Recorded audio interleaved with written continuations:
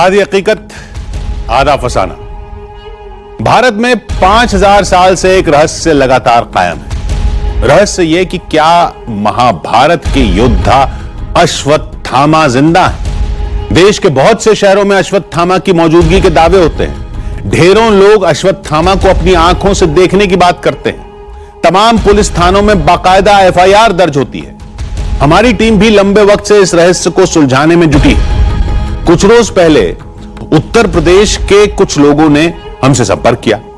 कहा कि सीतापुर के पास एक गांव है जहां इन दिनों एक रहस्यमय शख्स दिखाई दे रहा है। शुरुआत में हमें लगा कि शायद ये लोग किसी वहम का शिकार होंगे, लेकिन फिर हमें कुछ तस्वीरें दिखाई दी। ऐसी तस्वीरें जिन्हें देखकर उस गांव में जाना जरूरी हो गया। और वहां जो मिला वो लाजवाब कर देने वाला था।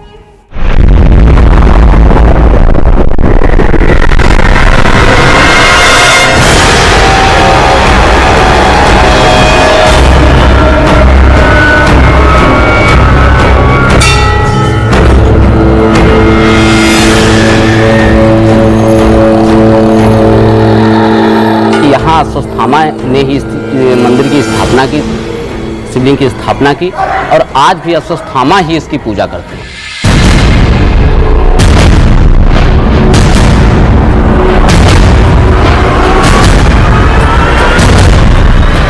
निर्जन प्रदेश में मंदिर पड़ता है, अश्वत्थामा वहां जाता है, पूजन करता है और ऐसे ही स्थानों को उसने चयनित किया है जहां पर मनुष्य जल्दी पहुंच ना सके।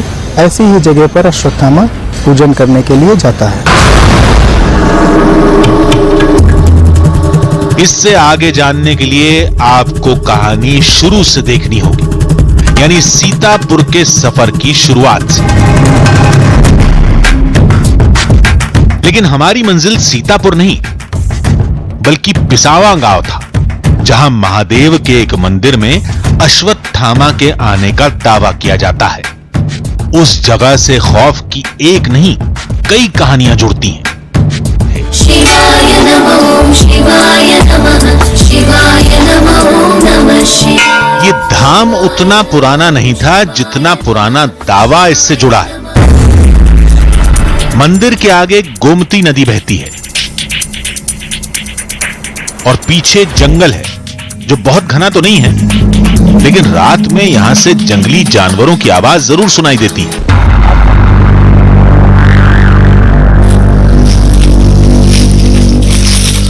दावे के मुताबिक 12 बजते ही अश्वत्थामा जंगल के रास्ते आता है, गोमती नदी में डुबकी लगाता है,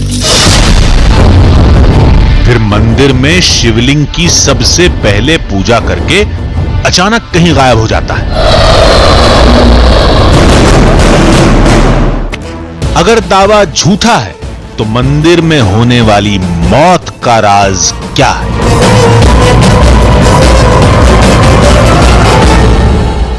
सीतापुर के लोगों ने जब हमारे सामने अश्वत्थामा की मौजूदगी का दावा किया तो शुरुआत में हमें इस कहानी में कोई दिलचस्पी नहीं हुई। सोचा ज्यादा से ज्यादा हम क्या कर पाएंगे, मंदिर में बाहर पहरा दे पाएंगे या मंदिर के अंदर कैमरा लगा देंगे और अगली सुबह यह कहानी बिना किसी नतीजे के खत्म हो जाएगी। लेकिन गांव के लोगों ने हमसे कहा कि इस बार ऐसा कुछ नहीं होगा।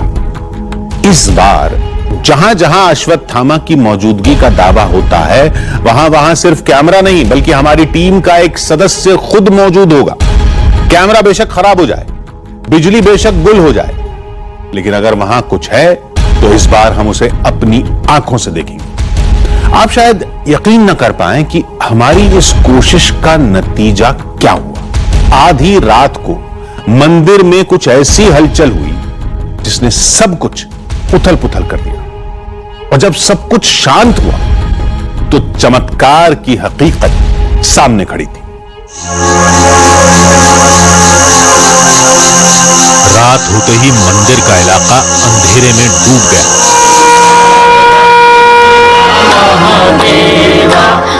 कुछ देर बाद धाम में शयन आरती होने लगी।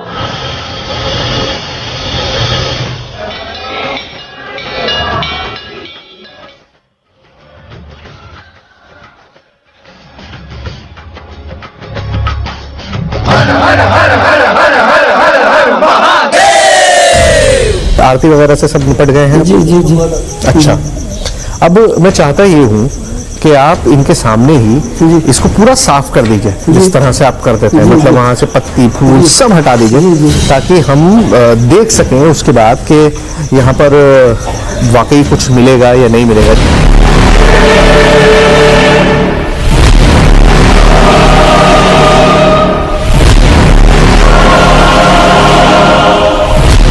गर्भगृह को पूरी तरह से साफ करने के बाद दरवाजा बाहर से बंद कर दिया गया।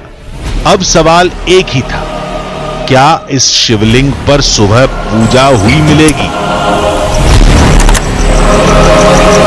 विष्णु जी अब भी यही मान के चल रहे हैं कि पूजा हुई मिलेगी, पूजा हुई मिलेगी, पूजा हुई मिलेगी। आपकी हर कोशिश के हाँ, बाद? हमारी मतलब मैं श्रद्धा के साथ कह सकता हूँ हाँ, कि पूजा हुई मिलेगी। की हुई मिलेगी। पंडित जी पूजा हुई मिलेगी? जी जी जी जी, सफाई होगी, पूजा की हुई मिलेगी। मूर्ति बिल्कुल एकदम साफ है। हाँ। और दोबारा पूजा की हुई जब आप खोलें तो आप देखिए दोनों तरफ के आपको वो मिल गए टेस्टिमनीज, दोनों तरफ की गवाही मिल गई, सबका ये कहना है कि पूजा हुई मिलेगी। पुजारी के जाने के बाद हम काम में जुट गए। विष्णु जंगल वाले रास्ते की निगरानी करने बैठ गए और हमने नदी वाले रास्ते पर मोर्चा संभाल लिया। तीसरा शख्स कोई नहीं था, लिहाजा हम बारी बारी से गर्भगृह के चक्कर भी लगा रहे थे।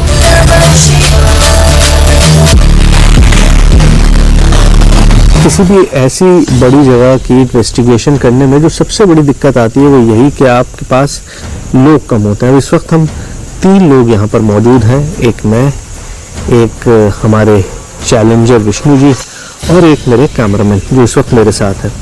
अब प्रॉब्लम यह है कि इस मंदिर के 2 अप्रोच पॉइंट्स हैं, एक नदी की तरफ और एक जंगल की तरफ। एक नदी की तरफ मैं बैठा हूँ, जंगल की तरफ मैंने विष्णु जी को कहा है कि वो बैठे, और कोशिश ये है कि दोनों रास्तों पर परमानेंट निगाह रहे। लेकिन प्रॉब्लम यह है कि जब हम दोनों यहाँ पर मौजूद हैं, जो तीसरा जो गेट है मंदिर का, जो गर्भगृह का गेट है, वहाँ पर हमारी नज़र नहीं है और काफ़ी देर हो चुकी है।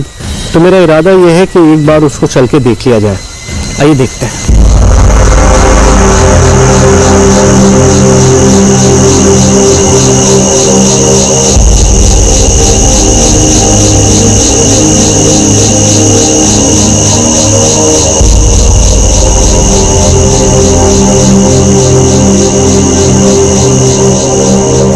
तो मेन गेट बिल्कुल वैसे ही है जैसा हम छोड़ कर गए थे, खटका लगा हुआ है, दरवाजा बंद है।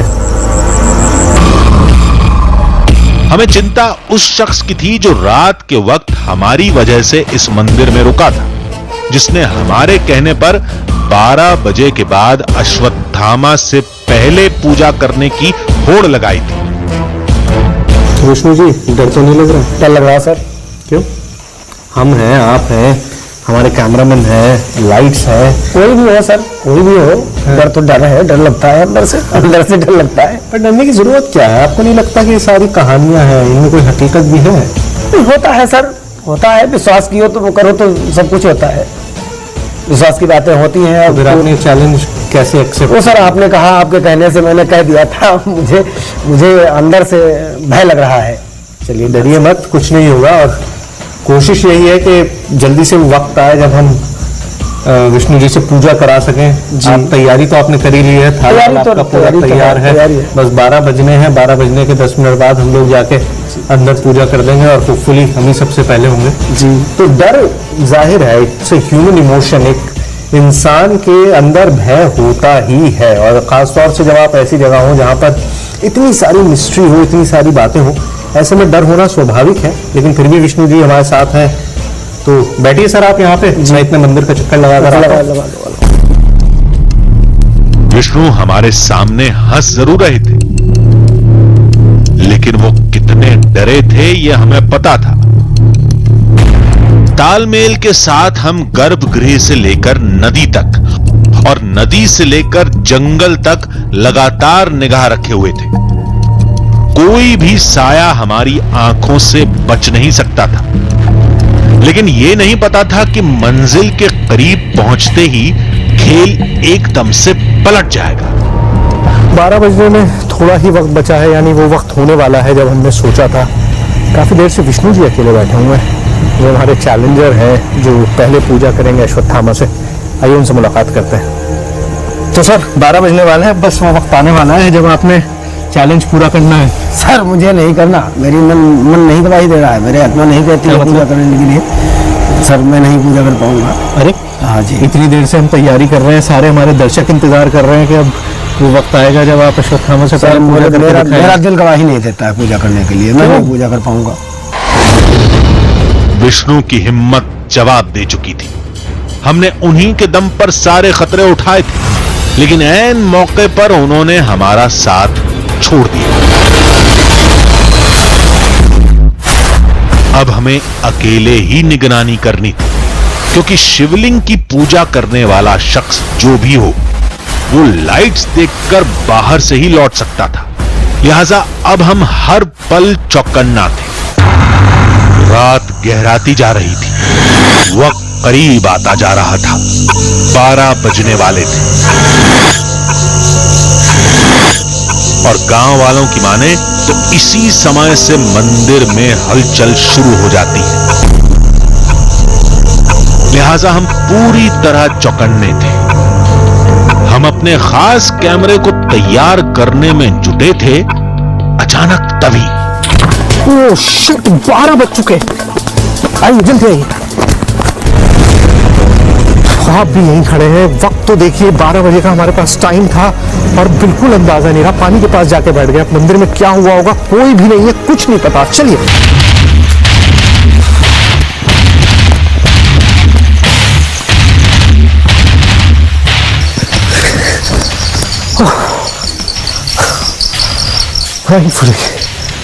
दरवाजा बंद है। देखिए 12 बजे से पहले पानी में आवाज आई, हम वहां चले गए पानी के पास। पिछले 15-20 मिनट से मुझे वक्त का एहसास ही नहीं रहा और मैं वहीं बैठा रहा। और जब मेरी घड़ी पे नजर पड़ी तो 12:15 हो चुके थे। अब हमने फैसला किया था कि हम 12 बजते ही यहाँ पर आएंगे और देखेंगे कि पूजा हुई है या नहीं हुई है। दरवाजा बंद है, इसका मतलब सब कुछ वैसा ही है जैसा हम छोड़ के गए थे, लेकिन फिर भी एक बार क्रॉस चेक कर लेते हैं।